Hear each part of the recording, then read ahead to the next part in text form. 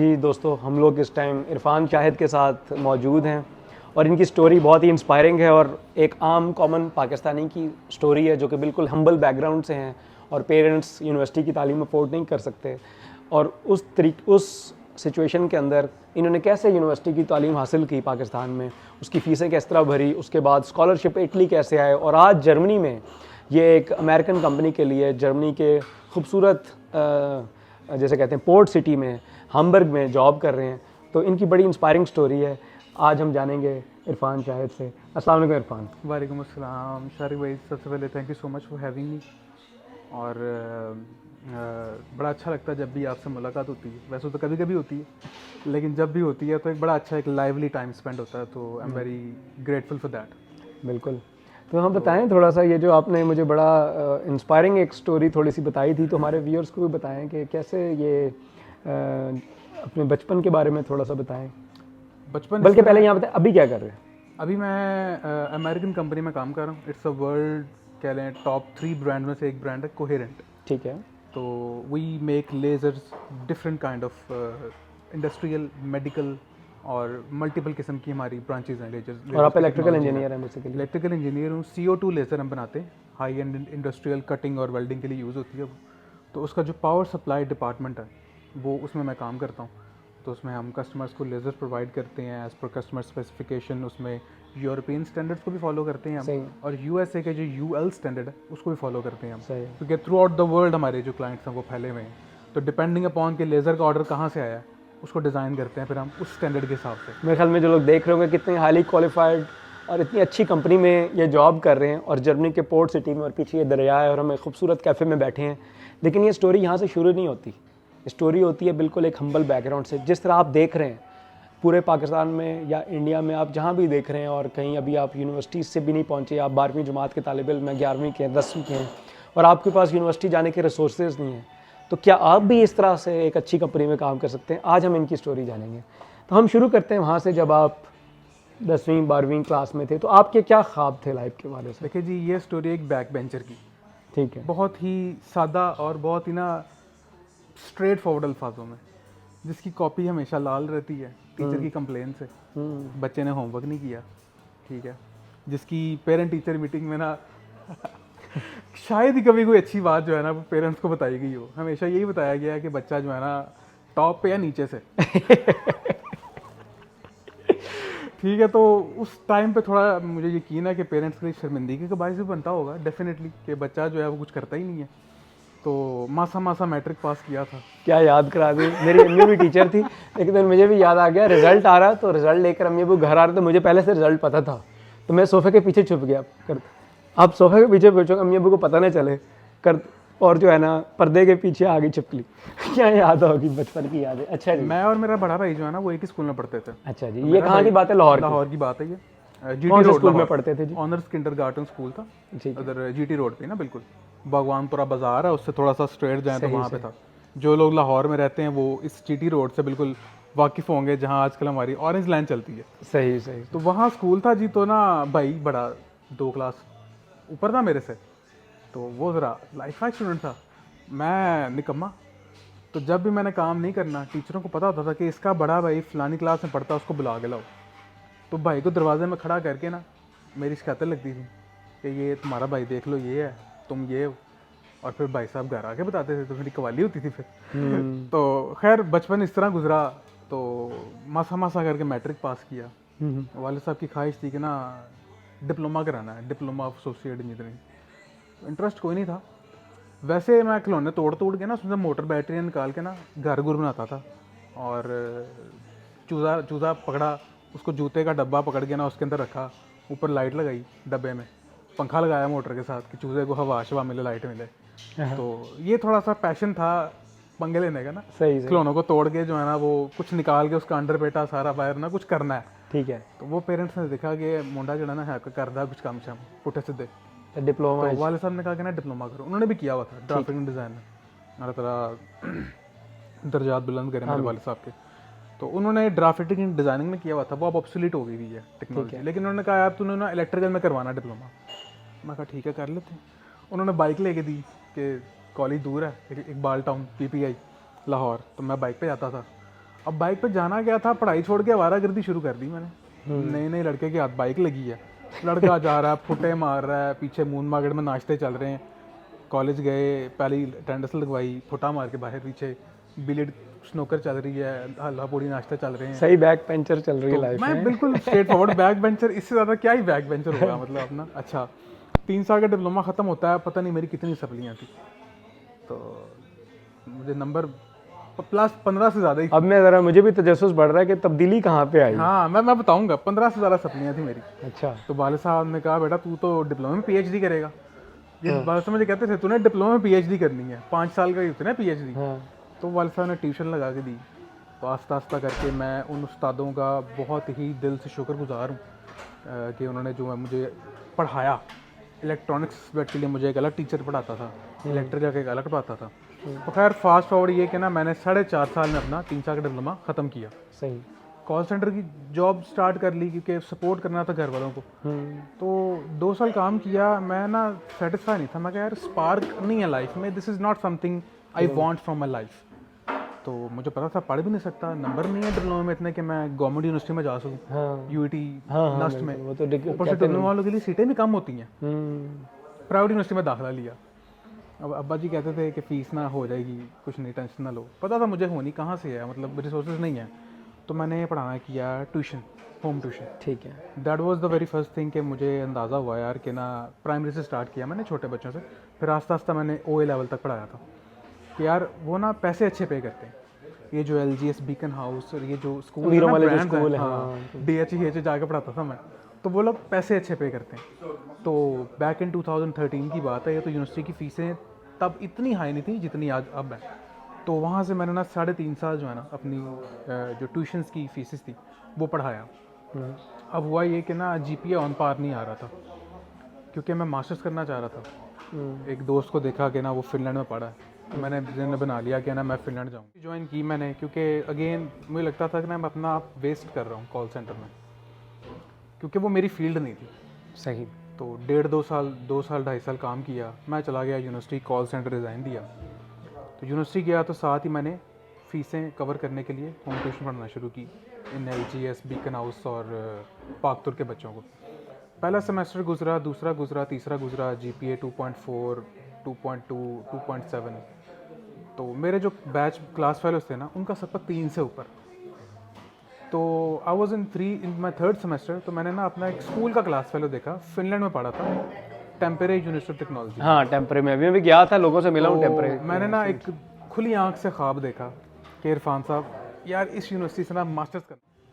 अच्छा, आज से 2 हफ्ते पहले हमने एक शो किया था, तो उसमें भी एक फहद आए हुए थे और वो बता रहे थे कि उन्होंने एक ख्वाब देखा था कि वो जर्मन रेलवेज़ में कभी जाएंगे और वो इवेंचुअली उस तक पहुंचे थे। अच्छा, आपने एक ख्वाब देखा, खुली आंख से ख्वाब देखा कि फिनलैंड से ना स्कॉलरशिप करना है, मास्टर्स। फिर जब मैंने अपने ग्रेड्स देखे, मैंने कहा इरफान साहब चाहिए आपको स्कॉलरशिप, ग्रेड देखे अपने यहाँ 3 भी नहीं क्रॉस कर रहे आप CGPA। That was my very first motivation कि इरफान साहब अगर आपने स्कॉलरशिप लेनी है आपको ग्रेड पे काम करना पड़ेगा। 2017 तक फिनलैंड में एजुकेशन फ्री थी। तो वो थॉट मेरे जहन में जब आई ना, मैंने किया पढ़ना शुरू। फिर चौथा, पाँचवा, छठा सेमेस्टर 3.7, 3.8, फिर 4, 4, 4। अच्छा, ये CGPA आए मेरे 2 में 4, 4 अच्छा, क्लास फेलोज नहीं कह रहे हो ये क्या हो गया? तो नालायक लड़का आप टॉपर बन गया। मैं उधर ही आने लगा। तो आखिरी 2 सेमेस्टर में 4, 4 था, उससे पहले 3.8, 3.7। जब मैं ग्रेजुएट हो रहा था ना, मतलब आखिरी सेमेस्टर से, तब आलम ये था मेरे से मेरा GPA पूछता ही कोई नहीं था। उनको पता होता था कि A या A से नेगेटिव से नीचे होना ही नहीं है, पूछता ही कोई नहीं था। तो खैर मैंने अप्लाई किया 7वें सेमेस्टर में ना, अपने ग्रेजुएशन अभी कंप्लीट नहीं हुई थी। जो ट्रांसक्रिप्ट होती है ना, प्रोविजनल ट्रांसक्रिप्ट, हाँ जी बिल्कुल, उसकी बेस पे मैंने अप्लाई कर दिया कि स्कॉलरशिप चाहिए मुझे, मैं स्कॉलरशिप के लिए अप्लाई कर रहा हूँ। मिल गई अल्हम्दुलिल्लाह, 100% ट्यूशन फीस स्कॉलरशिप दे दी उन्होंने। तो अब ये था कि वहाँ पे ना आपने सिर्फ ट्यूशन फीस नहीं देनी, लेकिन रहने खाने पीने का खर्चा खुद करना है। सेकंड जो एक ड्रॉबैक मुझे लगा, there is no Finnish embassy in Pakistan. अब दोबारा आ गई है, हाँ, लेकिन वो स्टूडेंट वीज़ा को नहीं कर रहे। आपको अबू धाबी जाना है या फिर नेपाल जाना है। मैंने कहा अब ये एक्स्ट्रा खर्चा है, अब इसके पैसे कहाँ से आएंगे? तो मैंने कहा थोड़ा वेट करते हैं और थोड़ा फर्दर एक्सप्लोर करते हैं। फिर वहाँ से मुझे पता चला इटली का पॉलिटेक्निको दी मिलानो नंबर 1 इटालियन यूनिवर्सिटी, और उनकी GPA की थ्रेशोल्ड थी कि 3.3 मिनिमम होना चाहिए आप अप्लाई कर सकते हैं। मेरा 3.4 प्लस था, मैंने अप्लाई किया तो DSU स्कॉलरशिप जो है वो मिली मुझे। तो वहाँ से जो है ना वो फिर मैंने अपना जो इंटरेस्ट है वो चेंज किया। मैंने 2.5 साल ख्वाब देखा फ़िनलैंड का। तीसरे सेमेस्टर में था जब मैंने सोचा, नहीं गया मैंने, लेकिन वहाँ पे मतलब हम होता ही है बहुत दफ़ा हम सोचते कुछ है, लेकिन अल्लाह कहता है कि मैंने कुछ और बेहतर तुम्हारे लिए रखा हुआ है। एग्जैक्टली अभी हम यही बात करते हैं कि आपने ख्वाब जरूर देखना है, उस तक जाएं लेकिन फ्लेक्सिबल रहें। हाँ। उससे ऊपर की अपॉर्चुनिटी मिले तो वो भी ले लें, रास्ते में थोड़ा अप एंड डाउन फ्लेक्सिबल रहना, लेकिन ख्वाब देखना जरूरी है। जो लोग ख्वाब नहीं देखते, लाइफ में गोल नहीं सेट करते, वो कहीं नहीं पहुंचते, उसी में घूमते रहते हैं। मुझे लगता है कि ख्वाब देखना ना आपको अपनी मंजिल के हल्का सा नज़दीक पहुंचाता है। एग्जैक्टली चाहे वो 1% से भी कम ही क्यों ना हो, लेकिन आप थोड़ा नज़दीक पहुंचते हैं उसके। एग्जैक्टली अच्छा, तो इटली पहुंच गया। इटली में जो है ना वो रोटी कपड़ा मकान सब दिया इटली ने। स्कॉलरशिप उनकी ऐसी है, आपको खाने के पैसे ही मिलते हैं 5 यूरो डेली का। और अच्छा। शहाना जो है वो लाइफस्टाइल था। फ्लोर हीटिंग कूलिंग मैंने ज़िंदगी में पहली बार देखी।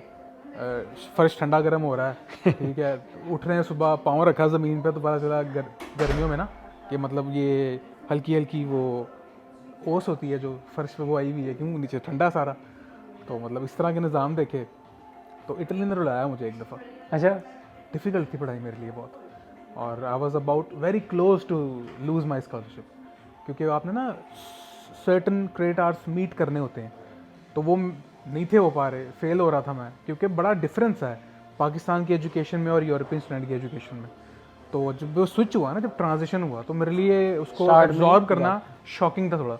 ऊपर से कि गैप आया 1 साल का बीच में पढ़ाई का, तो फिर मुझे टाइम लगा उसको मैच अप करने में, सही ऑन पार जाने में। फिर आस्ता आस्ता आस्ता आस्ता पढ़ाई की, क्योंकि और कुछ करना ही नहीं होता था।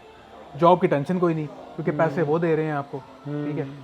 तो जब मैंने स्टडी किया इटली को, मिलान फैशन हब मिलान में पढ़ा मैं, वहाँ मैंने देखा कि ना अपॉर्चुनिटीज़ बहुत ज़्यादा नहीं है जॉब की, और उसकी जो इकोनॉमी है वो ऐसे ऐसे झूलती रहती है। तो इटालियन थोड़ा जो है वो सीखी भी नहीं, क्योंकि टाइम नहीं मिला पढ़ाई की वजह से। सही सही सही। फिर ना मैंने कहा यार जर्मनी जो है ना वो एक लैंड ऑफ अपॉर्चुनिटी, यूरोप का सुपर पावर ठीक है, इंजीनियरिंग का हब और है। इंजीनियरिंग का हब है। तो मैंने कहा यार जर्मनी जो है ना वो कुछ करते हैं। मैंने स्कॉलरशिप देना शुरू की कि जर्मनी कैसे जा सकते हैं। तो वहाँ से मुझे फिर इरास्मस प्लस यूरोपियन एक्सचेंज का ये प्रोग्राम है, जिसमें European universities as a hub connected होती हैं आपस में, और डिफरेंट सब्जेक्ट्स आपको होम यूनिवर्सिटी के दूसरी यूनिवर्सिटी में ऑफर करती हैं, चाहे आप सब्जेक्ट पढ़ लें, चाहे आप थीसिस पढ़ लें। सही। तो वहाँ मैंने अप्लाई किया फिर टेक्निकल यूनिवर्सिटी इल्मेनाउ में। तो अल्हम्दुलिल्लाह बहुत सारे लोग अप्लाई करते हैं, लेकिन हर किसी को मौका नहीं मिलता।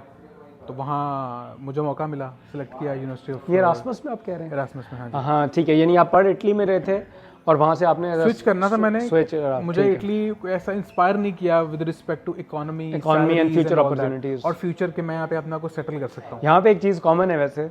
मैंने मास्टर्स अपना स्कॉलरशिप पे किया स्वीडन से, और मैं भी इरास्मस पे जो है जर्मनी आया, तो फिर जर्मनी के होकर रह गया। हाँ सही। तो मतलब मुझे ये लगता है कि हर इंसान को ना सबसे पहले जहाँ पे वो होता है पहले वहाँ पे उसको रह के शुक्र अदा करना चाहिए। उसके बाद उसको हमेशा आगे देखना चाहिए कि मैं आगे यहाँ कहाँ जा सकता हूँ। नेवर सेटल वाली जो एक थॉट है ना, उस पर मेरा बिलीव है कि आप शुक्र अदा करें सबसे पहले कि जहाँ पे आप हैं अल्लाह के शुक्र है, शुक्र अदा कर रहे हैं। उसके बाद ही शुक्र करेंगे तो आपको अल्लाह ज़्यादा देगा, और दे सकता है आपकी अगर हार्ड वर्क है तो। एग्जैक्टली। लेकिन अगर हर वक्त नाशुक्र बने रहेंगे तो फिर मुझे लगता है कि वो फिर ना अल्लाह को भी चीज़ नापसंद होती है। एग्जैक्टली। तो एनी हाउ फिर जर्मनी में आया, जर्मनी में थीसिस किया। तो मैं वीकेंड पे आया जर्मनी, वीकेंड था तो दोस्त के पास ठहरा, क्योंकि मेरे कमरे में नेट नहीं था, तो जॉब करनी थी।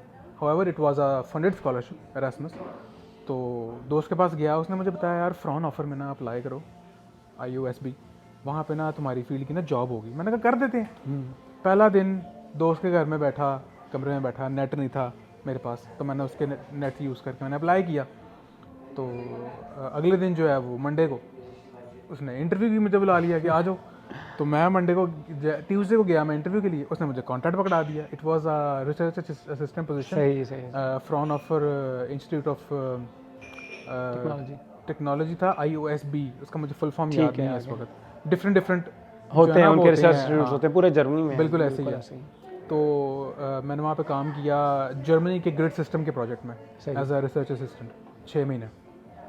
तो मैं लॉकडाउन लग गया साथ ही। तो ये 2020 की बात है, 20 के बिगिनिंग की बात है। ठीक है। तो थीसिस भी करता था पार्ट टाइम, और मतलब घर बैठ के, और ये फ्रॉन ऑफर की काम भी कर रहा था। तो जो एक दो दोस्त थे जो फ्लोर पे होते थे मेरे, कॉमन फ्लोर था, शेयर करते थे। वो जब भी मेरे कमरे में आते थे ना, मैं कभी थीसिस कर रहा हूँ, थीसिस नहीं तो मैं अपने फ्रंट ऑफर का काम कर रहा हूँ। बिल्कुल, तो मेहनत बहुत ज़्यादा की उस टाइम। तो वो मुझे कहते थे इरफान भैया आप रिपोर्ट हैं, हम जब भी आते हैं आप लैपटॉप के आगे बैठे होते हैं, कुछ ना कुछ कर रहे होते हैं। तो मतलब वो 2 काम मैनेज करना was a hell of a task. एक जो बैक बेंचर और ना पढ़ने वाले से एक मेहनती में ट्रांसफर होने की जर्नी, और हर कोई लाइफ हमें सिखाता है, लाइफ हमें सिखाती है कि क्या क्या हो सकता है आपके साथ। तो आंखें देर से खुलती हैं, बचपन में ज़ाहिर है कि एक्सपोजर नहीं होता, लेकिन माशाल्लाह फिर उसके बाद जो है वो ग्रेजुएशन हुई, जर्मन सीखी खुद से। और जब मैं जर्मनी आया मुझे पता था कि इरफान साहब आपने इटालियन नहीं सीखी, अब यूरोप में रहना ना, कोई ज़ुबान तो सीखनी पड़ेगी। मैंने कहा फिर अब जर्मनी जा रहे हैं तो जर्मन सीखेंगे। फिर खुद से यूट्यूब की वीडियो से स्टार्ट किया, डुओलिंगो पे आया, फिर टूटी फूटी बोलना शुरू की, बुक खरीदी A2 की, A1 मैंने खुद से कर लिया था, A2 के लिए बुक खरीदी, फिर उल्टी सीधी बोलना शुरू की जानबूझ के। मुझे पता तो था, नेट हो जाता था कि फ़लानी चीज़ कहाँ पड़ी है, मैं फिर भी पूछता था बंदे से जर्मन में कि इसको मेरी ज़ुबान समझ आती है कि नहीं आती। मैं उससे पूछता था यार फ़लानी चीज़ कहाँ पड़ी है जर्मन में ना, ताकि वो मुझे अंडरस्टैंड कर पा रहा है कि नहीं कर पा रहा। अपना टेस्ट कर। फिर वो बताता था कि हाँ वो फ़लानी चीज़ वहाँ पड़ी है, फिर मैं जाता था, पता था मुझे पहले भी कहाँ पड़ी है, लेकिन अपने आप को ना एक टेस्ट करने का तरीका था कि यार किस तरह मुझे पता चलेगा कि मैं सीख रहा हूँ। फिर वहाँ से इल्मिनाओ में काम किया कोई 9 महीने, फुल टाइम जॉब मिली मुझे as a trainee electrical and automation engineer. It was a relatively small company, लेकिन जर्मन कंपनी थी, तो जर्मन कंपनी का एक्सपीरियंस हुआ वहाँ से। सही, छोटा शहर है इल्मिनाओ, अपॉर्चुनिटीज़ बहुत लिमिटेड है, रिस्ट्रिक्टेड है। तो I wanted to explore in some big city, not only in Hamburg. वो अलग बात है, हैम्बर्ग आया तो मोहब्बत हो गई हैम्बर्ग से, हैम्बर्ग शहर ही ऐसा। तो फिर हैम्बर्ग आया और जॉब अप्लाई की मैंने, रैंडम जॉब अप्लाई कर दी यार, कोहेरेंट में इलेक्ट्रिकल इंजीनियर की जॉब अप्लाई कर दी। जॉब के लिए पहला इंटरव्यू हुआ, पास हो गया। दूसरा इंटरव्यू हुआ, उन्होंने बुलाया मुझे यहाँ, मैं आया, उन्होंने जॉब ऑफ़र कर दी मुझे। जॉब स्टार्ट करने से पहले मैं पाकिस्तान गया, मेरे मामू जो हैं वो PhD साइंटिस्ट हैं लेज़र में, और ये भी कंपनी लेज़र की है। तो उनको मैंने कहा मामू मैंने ना आपकी फील्ड में कंपनी में ना मैं थोड़ा सा आ गया हूँ। कहते अच्छा कौन सी कंपनी? मैंने कहा कोहेरेंट। ही वॉज शॉक्ड, उन्होंने मुझे देखा, कहते नहीं यार। मैंने कहा हाँ। ही लिटरली हग्ड मी, यार तुम कोहेरेंट में जा रहे हो, तुम्हें पता ही नहीं है कंपनी का लेवल क्या है। मुझे वाकई नहीं था पता। मैं तो रैंडम अप्लाई कर दिया था बस कि यार हाँ ये कंपनी होती है कोई। मैंने कहा ठीक है अप्लाई कर देते हैं। तो ही टोल्ड मी कि यू आर लकी, कि मेरी ख्वाहिश रही है इस कंपनी के लिए काम करना जिसमें तुम बैठे काम कर रहे हो। बीइंग अ लेज़र, वो लेज़र साइंटिस्ट हैं, मेरा ताल्लुक लेज़र से नहीं है, लेकिन जो लेज़र का जो बैकग्राउंड है, जो पावर प्रोडक्शन उसकी होनी है हाई वोल्टेज में, मेरा ताल्लुक उस चीज़ से है, इलेक्ट्रिकल पावर। तो वो फिजिशियन है, तो मैं ज़रा इलेक्ट्रिकल साइड पे हूँ। तो उन्होंने मुझे बताया कि तुम कहाँ बैठे हो, तुम कहाँ जाके तुमने जॉब ज्वाइन की है। तो it was very roller coaster ride I would say, कि यहाँ से जो है वो स्टार्ट होता है, बच्चा बैक बेंचर से तक के ठुड्डे खाता है, वैसे ऊपर जाता है। नहीं, बड़ी इंपॉर्टेंट है। हमने पूरी स्टोरी, हमने यही सोचा कि हम डिटेल में जाएंगे। बहुत सारे लोगों के लिए शायद रिलेवेंट ना भी हो, लेकिन बहुत सारे जो स्टूडेंट्स हैं, बहुत सारे जो यंग लोग हैं जिन्हें आजकल कोई उम्मीद नज़र नहीं आती, क्योंकि लाइफ में होता है एक्सपोजर ज़रूरी है ना, ताकि आप खुली आंख से कोई ख्वाब देख सकें। उस ख्वाब के लिए आपको कोई ऑप्शन तो पता हो ना कि अच्छा यार इन्होंने देखा कि भाई वहाँ फिनलैंड में कोई स्कॉलरशिप पे गया था, अच्छा ये भी दुनिया में होता है, चलो हम ट्राई कर लेंगे।